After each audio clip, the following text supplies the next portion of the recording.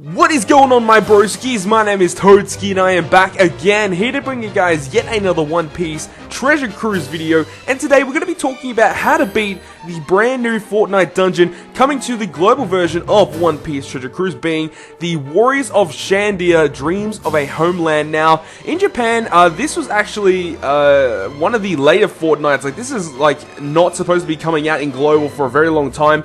However, I suppose that they're bringing this Fortnite out to commemorate the release of the brand new Arc Maxim Story Isle, which will be coming on the 24th of November, basically on the same time of release as this Fortnite. So it's kind of cool that we're getting this brand new Skypiea related kind of Fortnite dungeon. So in this Fortnite dungeon, they're releasing 4 new units and lots of very, very nice skill books to go ahead and pick up. So without further ado, guys, let's go ahead to break down this Fortnite dungeon.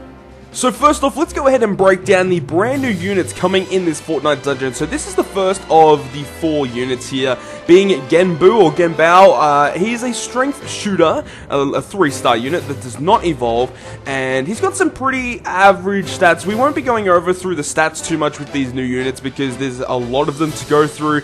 And this could be a longer-ish video because there's a lot of things to actually talk about with this Fortnite dungeon. So you can see the stats there, but his captain effect boosts the attack of strength characters by 1.5 times. Not a very good captain effect, kind of below average, I would say. And his special ability starts at 20 turns and maxes out at 11 turns, which will cut the current HP of each enemy by 7%. Now, if you're using a stall team like Vivi Laboon or Lion Song Zoro Laboon and stuff like that, people that cut HP are actually pretty decent. So definitely, this is a pretty decent unit if you have to use some of those stally teams. However, all in all, this isn't a very, very good unit. However, when we get into some of the other units, we'll go through them because those are some pretty decent units that are going to be released in this dungeon. So anyways, this is Genbao. Now let's move on to the next unit, Kamakiri. So the second unit that is released in this dungeon is Kamakiri. Now, Kamakiri is also a 3-star unit, similar to Genbao, and he's a quick striker type unit, and his stats, as you can see there, and he does max out at level 70 as a 3-star unit. His captain effect boosts the attack and HP of striker characters by 1.5 times. Again, not a very good captain effect, but his special ability is actually very, very good. So it deals 10 times his attack in quick damage to one enemy, which is pretty standard for lower end units. And then his other effect will boost the attack of quick characters by 1.5 times for 1 turn. A very, very powerful effect, and definitely I would recommend getting this guy and trying to max him out if you can, because this is a very, very powerful special ability for those quicker burst teams. So definitely a unit that you should be looking to pick up in this Fortnite dungeon. So the main boss of this Fortnite dungeon is Lucky, who is an int shooter type unit. She drops as a 4-star unit, so she does not evolve.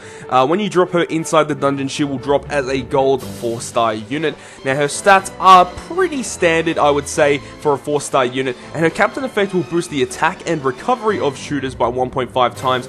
Again, not a very good captain effect, but her special ability is very, very nice, which will change her own orb to intelligent and the captain orb into dex and boost the recovery of shooter characters by 300 units for 3 turns. So this captain effect, or this special ability, so to speak, is actually pretty good. It has some very good synergy with Wiper, who is a brand new unit coming in the Arc Maxim story arc in One Piece Treasure Cruise, and using Lucky on a Wiper team is very, very nice to have some synergy there. But later on down the track, when we get Strong World Ace come to global version of One Piece Treasure Cruise, Lucky will be a very, very, very nice unit to have for a Strong World Ace team. So make sure, guys, to always pick up Lucky, trying to max her out, because she's actually pretty decent. As I said, Strong World Ace, if you ever get Strong World Ace, this is a very, very nice unit for synergy with Strong World Ace teams. Now, the last brand new unit that will be released in this Fortnite dungeon is Asia, or Asia, I'm not 100% sure how to pronounce it, but she is a 3-star unit who is the hidden boss in this Fortnite dungeon, and she is a fighter type unit, and her stats very, very low, attack and health very, very low, but her recovery about 500 is very, very strong there. Her captain effect is typically not what you'd want to use her for. However, if you guys want to know, it reduces the cooldowns of all specials on your team by 3 turns at the start of the fight. However, it does reduce your attack, HP, and recovery of all of your units by 90%. Very, very, very, very annoying captain effect. However, her special ability, which starts off at 22 turns and maxes at 8 turns, will reduce damage received from psi enemies by 100% for 1 turn. So it's basically like a Streaming Wolf Sword Zoro or a Mirage Tempo Nami, but for psi damage, basically. So a very, very, very useful unit, and definitely I would 100% recommend to try and max her out. Not only do you get her skill ups from her dropping as well, but her skill books are actually available in this fortnight as well, which makes it a little bit easier to try and max her out. So make sure you guys are trying to farm ACA out, because her special is very, very strong. Definitely heading into the future of One Piece Treasure Cruise. So here is the breakdown finally of the actual dungeon itself. Now, the 30 stamina condition for this dungeon means that all units considered from the sea will lose 20% of all of their stats, meaning they lose 20% of their health, attack, and recovery. Now, units considered from the sea is basically everyone who is not from a Sky Island. So anyone that you get from the Sky Pier Arc Maxim or from Upper Yard, any of those guys, all of those guys will not lose any of their stats. It's only people that are considered from the sea. Now, 30 stamina stage 3, you'll come across this boss here, which is the mini boss Genbao. Now, he has around about 300,000 health, and he attacks for 4,520, which is quite high, and he has an interval of 3. Basically giving you 3 turns to take him down before you take a big chunk of damage. Now, following the first turn after you attack him for the first time, he will apply a blind status on you for 4 turns, and then if he does get to attack when he's under 20% health, he'll deal 10,000 damage to you. So basically, with that blind status, it means you're not going to be hitting as many perfects, typically, which means that being under 20% for him actually is a big threat and could potentially happen. So you want to make sure that potentially bringing maybe 1 or 2 quick units on your team to make sure that you can deal as much damage as possible to Genbao without taking too much damage. So anyways, that's stage 3. Let's move on to the next stage with another mini-boss, Kamakiri. So after that, when you reach stage 7, you'll come across the mini-boss Kamakiri. Now, he has 260,000 health, and he attacked for 2,550 with an interval of 2. So definitely a little bit weaker compared to Genbao, and he will preemptively deal 1,810 damage and lock 2 units on your team, being the middle right unit and the bottom left unit for 2 turns. So typically, in this type of situation, you'd want to use units that are potentially not that good against blue units in either the middle right or the bottom left of your team to ensure that you're doing as much damage as you can to Kamakiri here. Now, if he attacks you whilst he's under 20% health, he will deal 3,110 damage and then do the same as his preemptive attack to lock the middle right and the bottom left units for 2 turns. So as I said, if you've got a couple of strength units on your team, you'd want to put them on the middle right or the bottom left so that your good units against this quick unit here, that you're doing as much damage as possible without having to, get your great units on your team being locked out by Kamakiri. So the hidden boss stage for this Fortnite dungeon, as I said, was Asia. Now, she actually does not have any attack value or any health value, because as soon as you run into her, she ends up basically blowing herself up, and she'll drop because all of the hidden bosses in all the Fortnites will drop automatically once you find them. So once you find her, she will drop herself and then leave the 5 Sky Pier enforcers, and then one will basically swap your orbs to either blank, tandem, or bother orbs. Now, bother orbs are actually a brand new thing that are introduced in this Fortnite dungeon. Now, what bother orbs are, it's basically the same as having a negative orb on your character. It basically allows your character to have half damage for that turn. So definitely not what you really want to have. But yeah, bother orbs are very, very annoying, and also the main boss at the end of this dungeon also does the same sort of thing. So anyways, now let's move on to the final boss stage with Lucky. So the final boss stage in this dungeon is the boss Lucky. Now, Lucky is pretty weak, 240,000 health with an attack value of 1,784, and attacking at a 1 interval, meaning she will attack you every single turn. So she preemptively deals 770 damage and shuffles all your orbs with a chance to get bother orbs in the mix of that as well. And she's also with 5 other Shandian warriors, which all have very, very low attack and health stats. So it's pretty easy to take out this dungeon, especially if you've got a unit that does a lot of damage to all enemies as a special. If you apply that, then you can pretty much take out all of the fodder units in one go, and then just have Laki to deal with at the very end. And then when Laki is below 20% health, she will give your team various bother orbs. So not too much to say about this. It is a pretty easy Fortnite dungeon if you bring the right units. So anyways, now that that is complete, let's move on to the potential skill books that you can drop in this brand new Fortnite dungeon. So there's actually a handful of pretty decent units that you can get here to get their skills up and max. So Bartholomew Kuma, Warlord of the Sea, which changes neighboring slots to strength and deals 1,000 damage to all enemies. Very, very powerful special in a strength team. And if you guys do have Bartholomew Kuma, then make sure to farm the hell out of this dungeon, because Bartholomew Kuma is a very, very nice special to have. You know, changing all your neighboring slots to strength is just, it's powerful as hell. And then dealing 1,000 damage to all enemies. You know, what more could you ask for? You know, Bartholomew Kuma is a very, very nice special to have. Similarly, Mad Monk Eruk is a very, very great special to have, especially if you run striker teams. He's a perfect unit to have. Also, you can run a striker team in this Fortnite dungeon, because Eruk is considered not from the sea, so his stats actually aren't affected by the condition of the dungeon. Now, what Mad Monk Eruk does, he boosts strikers' attack by 1.5 times and deals side damage to one foe. Very, very powerful special there. Now, as I said before, Asia is also found in this dungeon for her skill books. Now, as we said before, it reduces damage received from sight enemies by 100% for a turn. Very, very powerful special there. And finally, Bram, or Bram, I'm not 100% sure how to say it. It's Bram or Braham, I'm pretty sure it's just Bram. And he delays all enemies' attacks for one turn. You know, it's a very, very good special to have.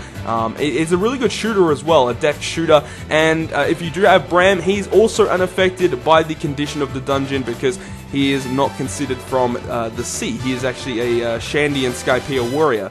So these are all the skill books that are pretty much available in this dungeon. There are some other ones, you got Wiper as well. There's some other pretty good ones in here, but these are the notable ones with a lot of usage and a lot of utility in the game. So make sure to go ahead and pick up all of your skill books that you will need to max out your units in this dungeon.